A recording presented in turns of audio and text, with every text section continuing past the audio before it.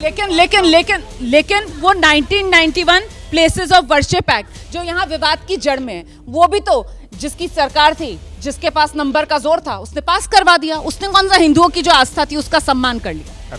दो बातें बड़ी महत्व की हैं। इन्होंने कहा कि मैं उस टीम में था, उस कोर टीम में मैं सहमत था, लेकिन ये सहमति आज टीवी चैनल पर क्यों दिखा रहा है भाई? उस समय क्यों नहीं दिखाया उन्होंने? क्या किसी मुस्लिम उलेमा ने, किसी मुस्लिम संगठन ने, जमीयत उलमा हिंद ने, बाबा दारुल उलूम देवबंद ने और मुस्लिम पर्सनल बोर्ड ने, किसी ने कहा क्या? जो स्टेक होल्डर्स थे उन्होंने तो किसी ने नहीं कि हम जो है ना, हम आपको ये मस्जिद देने को तैयार हैं, अगर इसको तथाकथित मस्जिद भी बोलते हैं तो। एक बात। दूसरी बात ये कि देखिए, जो एक और बात आई places of worship act. Places of worship act की बात बहुत हो चुकी है भाई। माननीय सर्वोच्च न्यायालय देख रहा है ना, उसकी चिंता करने की जरूरत नहीं है। हम उसे अनावश्यक रूप से इंटरवीन नहीं करते। संत समाज देख रहा है और वो जो इंटेलेक्चुअल बॉडी है वो देख रही है और सरकार देख रही है। हमें पूरा भरोसा है। लेकिन मैं कहता हूँ जैसा हमें भरोसा है कि आपको भरोसा है कि नहीं। अगर भरोसा है तो जो कोर्ट सर्वे कराता है तो उसमें क्यों पत्थर फेंकते हो भाई? क्यों गोलियां चलाते हो भाई? आप मुझे बताइए, सर्वे कोर्ट के सर्वे में, यानी कोर्ट के काम में अड़ंगा लगाते हो, फिर कहते हो कि आप संविधान को हम पालन। जवाब लेती हूँ। अभी आप कह रहे थे कि संविधान का सम्मान ये नहीं करते हैं जब सर्वे हो रही होती है और टीम वहां पर पहुंचती है। एक मिनट, माइक किधर है? माइक। मुसलमान लड़कों की हत्या आप लोगों ने करवाई है। आप जैसी मानसिकता के लोग थे जिसके कारण वो पत्थर फेंकने को मजबूर हुए। देखिए, संभल के अंदर जो कुछ हुआ, यही इस्लामिक कट्टरपंथी है, यही इस्लामिक कट्टरपंथी है जिसके कारण इस तरह हुआ है। मैं जवाब लेती हूँ। मुसलमान युवा जो है उसको वर्गलाने का काम कर रहा है आप लोग। पहली बार जब गए रोमाना जी, सर्वे हुआ, कोई कुछ नहीं कहा। दूसरी बार कोई कुछ नहीं, फिर ये नारे लगा के गए। क्यों नारे लगा के गए? दूसरी बार में ही हो गया था। दूसरी बार में ही हुआ था। दूसरी बार दूसरी बार में ही हुआ था। पहले 19 तारीख को गए थे और उसके बाद 24 तारीख को। दूसरी बार ही था जब 24 तारीख को गए थे, 24 नवंबर।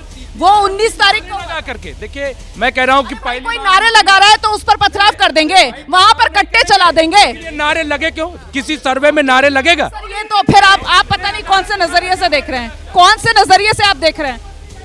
नहीं, वो कह रहे हैं सर मेरा सवाल सुन लीजिए। वो कह रहे हैं कि पत्थर मुसलमान ने चलाए नहीं। चलाए, एविडेंस है, सबने देखा है, वीडियो में देखा है। कह रहे हैं मुसलमानों ने पत्थर चलाए नहीं। वहाँ हिंदू कितने थे?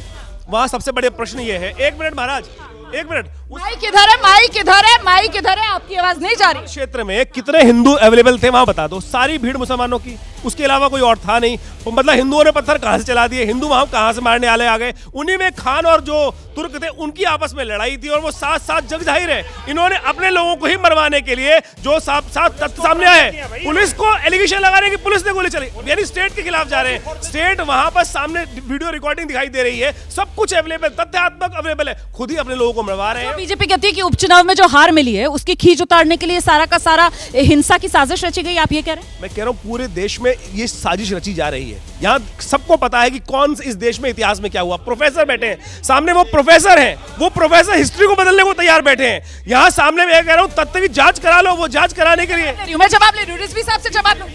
जी, 24 में जिस तरह से इनकी सीटें कम हुई, 240 पे सिमट गए, इनको लगा, तभी इन्होंने सबका साथ सबका विकास नारा भी छोड़ दिया। इन्होंने कहा कि बटेंगे तो कटेंगे। इनको लग रहा है कि वोट इनका बढ़ गया तो देश बढ़ गया। अरे देश ऐसे नहीं बढ़ता है। और आप जो है 24 चुनाव तो बात पुरानी हो गई थी। उस समय तो उपचुनाव हुआ था यूपी में, और यूपी के उपचुनाव में बीजेपी की बल्ले बल्ले हो गई थी, समाजवादी पार्टी की पकड़ कम हो गई थी। चुनाव नहीं होता है, जिसकी सरकार होती वही जीतता है। ये तमाम इतिहास है, आप जाके ठीक है, एक सेकंड।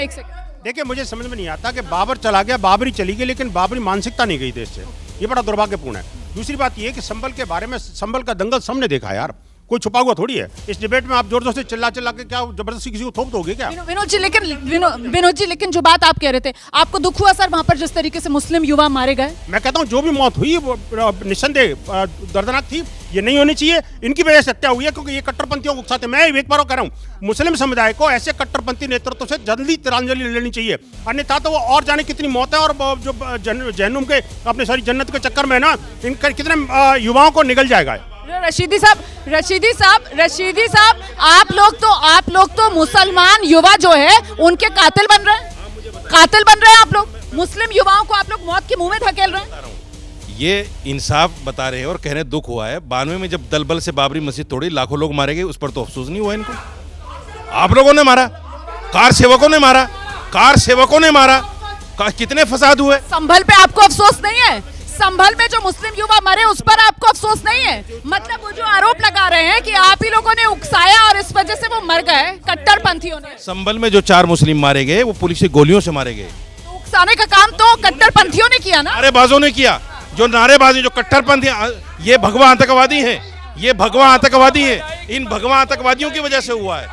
भगवा, ये भगवा रंग जो है, ये भगवा रंग जो है, इसको आतंकवाद से जोड़ने की हिम्मत कहाँ से आ जाती है? ये हिम्मत आ जाती है ना जब पॉलिटिकल, सुनिए, पॉलिटिकल संरक्षण, जब पॉलिटिकल संरक्षण इस देश में 70 साल तुष्टीकरण की राजनीति करता है। पालघर में 2 वयोवृद्ध साधुओं को पीट कर मार दिया जाता है। ये जो नफरत आप लोग फैला रहे हैं उसका शिकार हम लोग होते हैं। और जो संभल में हुआ, जब 1978 में 184 हिंदू टायर डाल के जला दिए गए, 24 लोग वहां पर, और हिंसा हुई, तब आपको दर्द नहीं हुआ?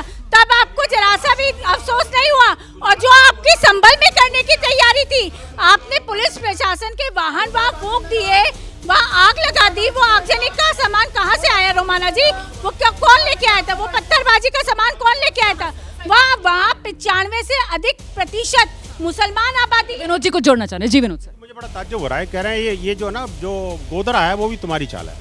इनकी बुद्धि पर तरस आता है। फिर कहते हैं मौलाना है और वो भी उलेमा काउंसिल के अध्यक्ष हैं। आप सोचिए ना, उलेमा काउंसिल के अध्यक्ष कैसे उलेमा होंगे, जिनके अध्यक्ष ऐसे होंगे?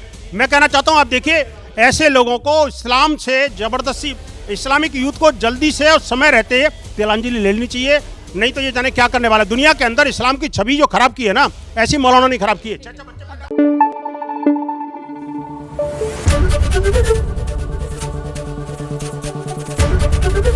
एबीपी न्यूज आपको रखे आगे।